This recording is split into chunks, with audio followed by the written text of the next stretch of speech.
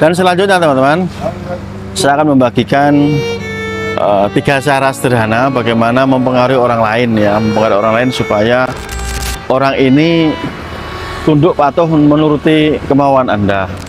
Bagaimana cara belajar hipnotis? Halo teman-teman, jumpa kembali dengan saya Mas Nur dari Pondok Hipnotis Indonesia.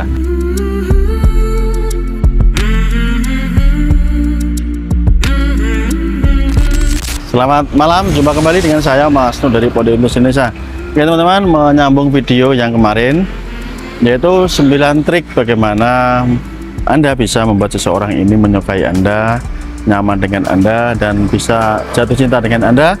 Bagi Anda yang belum menonton, silahkan Anda tonton dulu video sebelum ini, silahkan Anda scroll ya.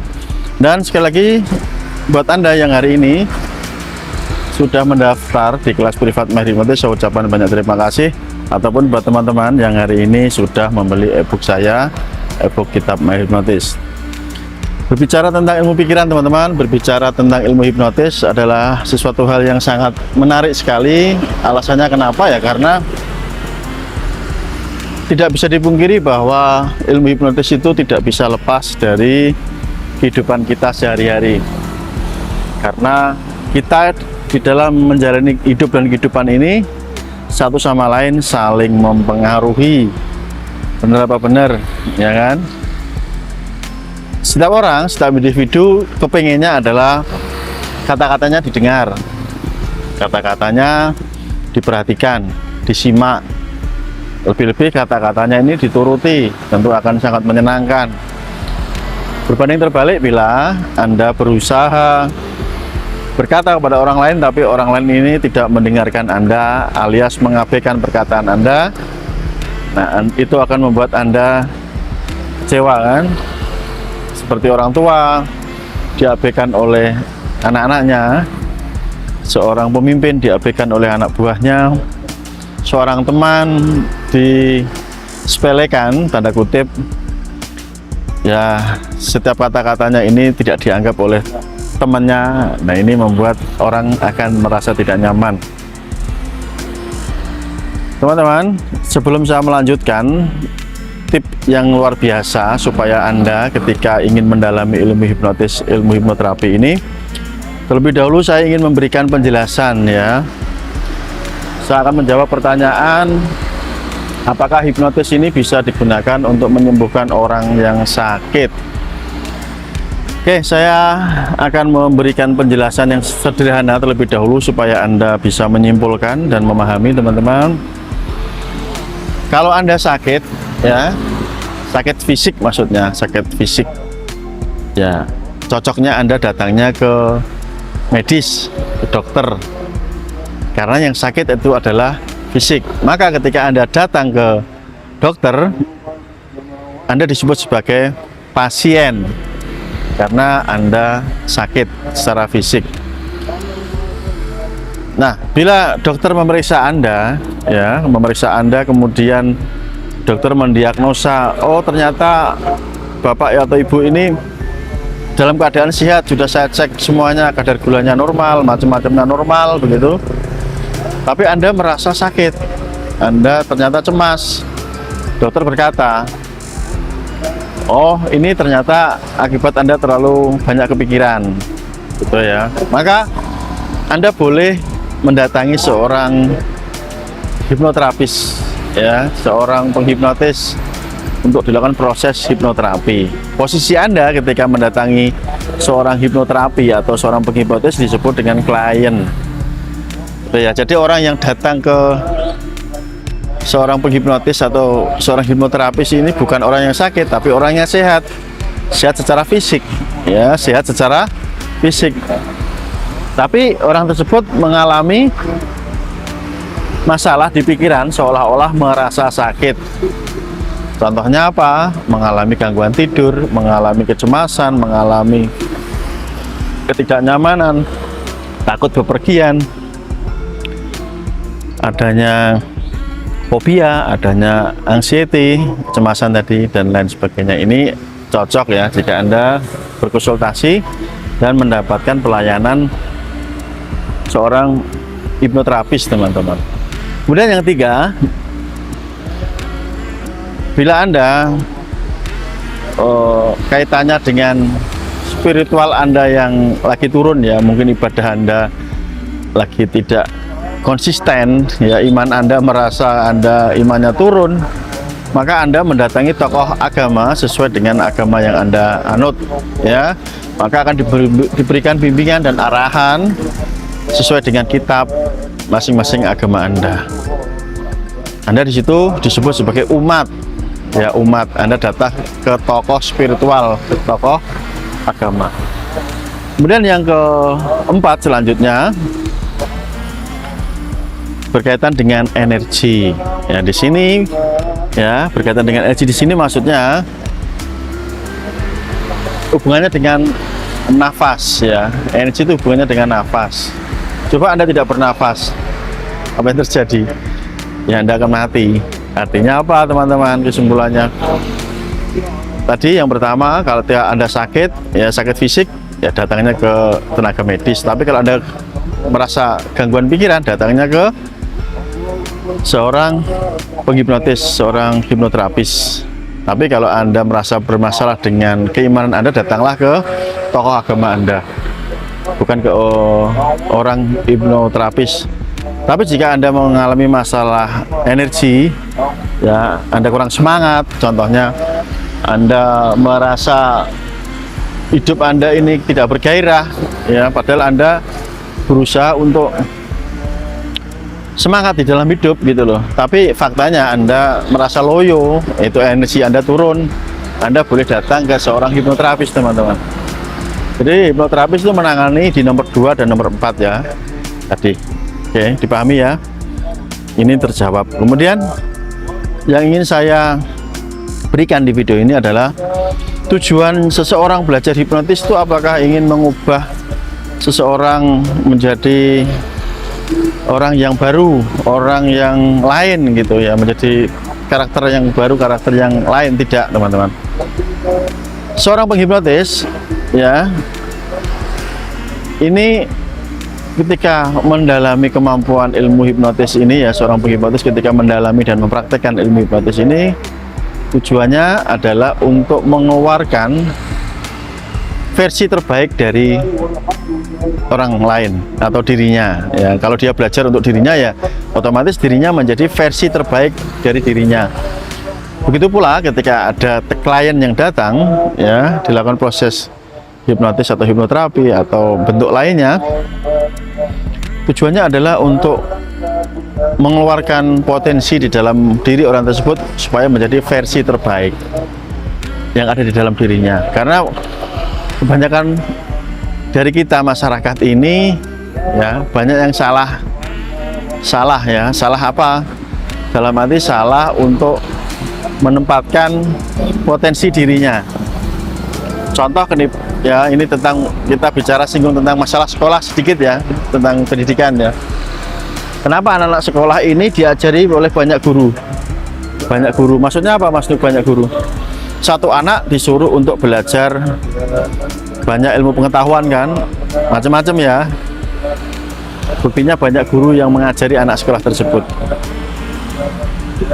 Apakah itu salah? Ya, ini kalau menurut pandangan saya tidak tepat. Bukan salah ya, tapi tidak tepat. Karena tidak mungkin satu anak ini bisa menguasai semuanya sekaligus, menjadi ahli di semua bidang yang dia pelajari. Tidak.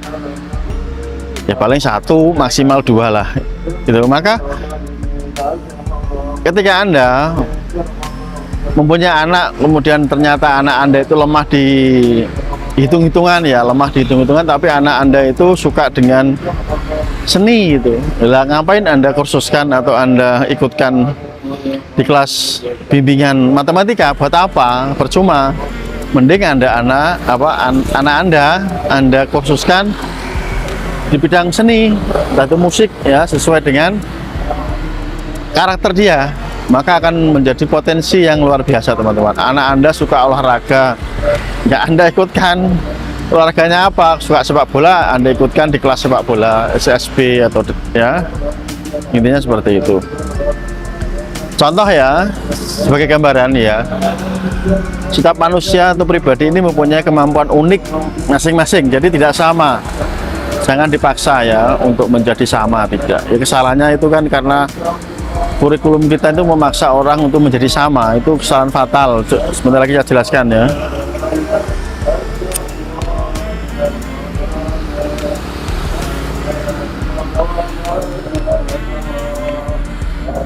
Saya berikan ilustrasi yang sederhana ya. Ada seekor monyet, ada seekor gajah, ada seekor ular, ada seekor kambing contohnya, dan binatang-binatang yang lainnya. Tiba-tiba ada perlombaan untuk naik pohon. Nah, apa yang terjadi? Yang hebat pasti monyet ya. Yang kambing tidak bisa naik pohon, ular ya nggak bisa tapi kurang pinter, ada yang bisa ada yang enggak. Kemudian gajah tidak bisa naik pohon, tapi gajah bisa merobohkan pohon dan mengangkat kayu. Artinya apa? Ya kita tidak bisa memaksakan satu hal ini sama gitu loh. Ngerti nggak? Paham ya? Ikan tidak mungkin bisa naik pohon gitu loh. Keahliannya ikan apa? Ya di dalam air berenang. Sedangkan gajah ya tidak ahli berenang. Kambing tidak ahli berenang, yang ahli berenang adalah ikan kan gitu. Jadi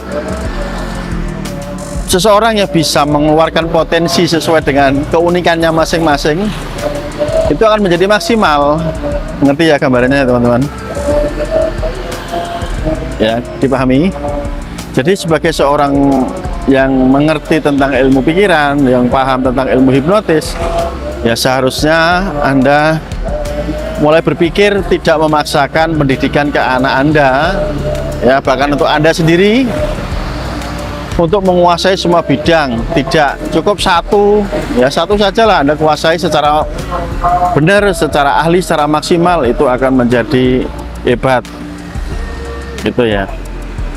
Contoh misalkan saya tertarik dengan ilmu hipnotis, saya tertarik dengan ilmu pikiran, ya sudah, ini yang saya kuasai, saya pelajari, saya tekuni hingga saat ini. Anda melihat saya sebagai salah satu pengajar ilmu hipnotis, ilmu hipnoterapi di Indonesia.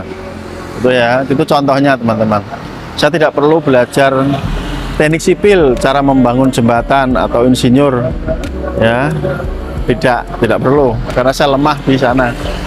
Saya tidak memaksakan diri. Oke? Begitupun pula dengan Anda, ya, saat ini apapun bidang yang menurut Anda itu cocok dengan diri Anda tekuni, Anda perdalam gitu ya, supaya maksimal. Jangan diincip-incip semua bidang ingin Anda kuasai, ya nanti buyar teman-teman.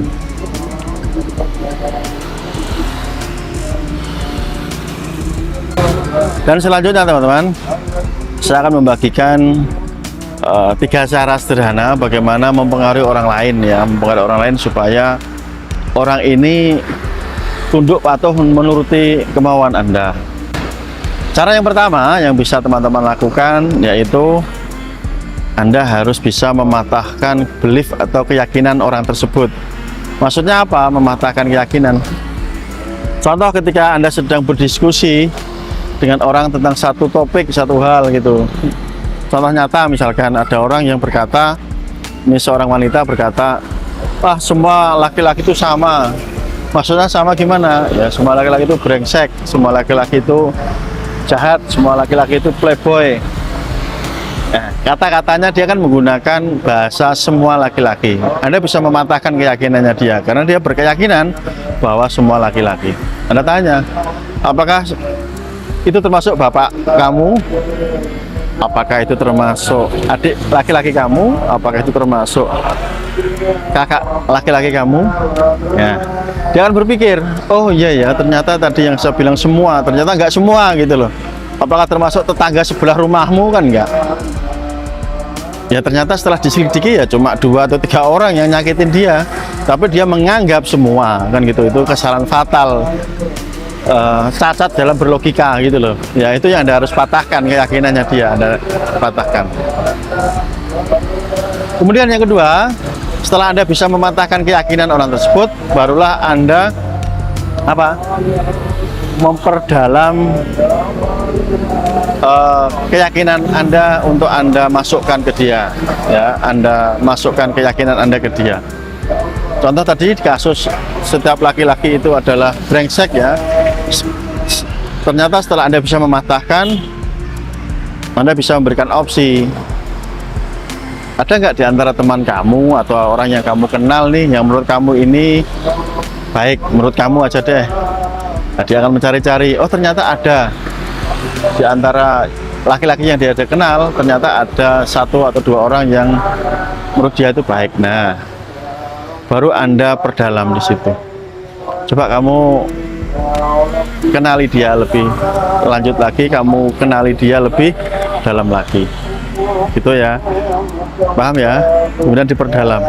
Kemudian yang ketiga tadi yang pertama adalah patahkan keyakinan, yang kedua Anda berikan masukan baru ya, diperdalam masukan tersebut. Kemudian yang ketiga, Anda arahkan orang tersebut 100% sepakat dengan Anda ya. Caranya bagaimana? Anda membuat kesimpulan akhir gitu ya. Contohnya ketika dia sudah terbuka pikirannya, terbuka mindsetnya, tadi ternyata ada laki-laki lain yang baik menurut dia, ternyata ada yang sebelumnya dia beranggapan semua laki-laki itu brengsek. Anda kunci ya pendapat Anda ke dia. Misalkan apa? Nah, mulai saat ini kamu menyadari bahwa ternyata kamu salah. Yang menganggap semua laki-laki itu brengsek, jahat, ternyata salah. Dan yang kedua, kamu menemukan ada orang yang baik. Dan yang ketiga, mulailah kamu membuka diri ya. Kamu lebih menggunakan akalmu, pikiranmu untuk menilai sesuatu, supaya kamu jangan tergesa-gesa untuk mengambil kesimpulan, gitu ya. Itu 3 tips ini ya teman-teman, bisa Anda terapkan supaya Anda bisa mempengaruhi siapapun menuruti kemauan Anda. Jika Anda mau melakukannya ya, saya yakin orang yang Anda ajak ngobrol, orang yang Anda ajak berdiskusi, ini akan setuju dengan Anda, terpengaruh oleh Anda. Dan buat Anda yang mau belajar hipnotis, belajar ilmu kemampuan pikiran, hipnoterapi ya, tentang ilmu magnetis, energi, gendam, dan lain sebagainya, teman-teman bisa hubungi saya di nomor WA yang saya berikan di kolom video ini teman-teman. Begitu pula buat Anda yang mau membeli ebook saya, ebook kitab My Hipnotis. Oke, semoga bermanfaat. Sampai ketemu di lain waktu. Salam hormat dari saya, Mas Num. Terima kasih. See you next time. Bye bye. Salam hipnosa.